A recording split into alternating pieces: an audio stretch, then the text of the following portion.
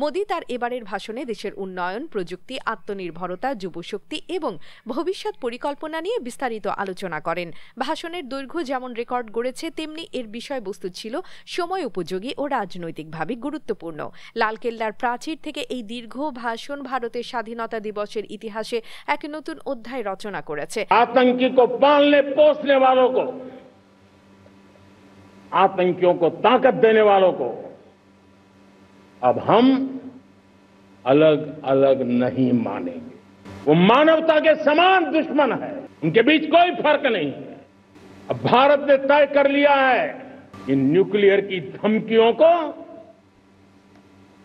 अब हम सहने वाले नहीं हैं। এর আগে 2023 সালে তিনি 98 মিনিট, 2016 সালে 96 মিনিট এবং 2019, 2020 ও 2024 সালে 90 মিনিটের বেশি সময় ধরে ভাষণ দিয়েছিলেন। সবচেয়ে সংক্ষিপ্ত ভাষণটি ছিল 2017 সালে মাত্র 56 মিনিট। মোদির আগে স্বাধীনতা দিবসে দীর্ঘতম ভাষণের রেকর্ড ছিল ভারতের প্রথম প্রধানমন্ত্রী জওহরলাল নেহরুর, যিনি 1947 সালে 72 মিনিট কথা বলেছিলেন। আইকে গুজরাল 1997 সালে 71 মিনিটের ভাষণ দিয়েছিলেন।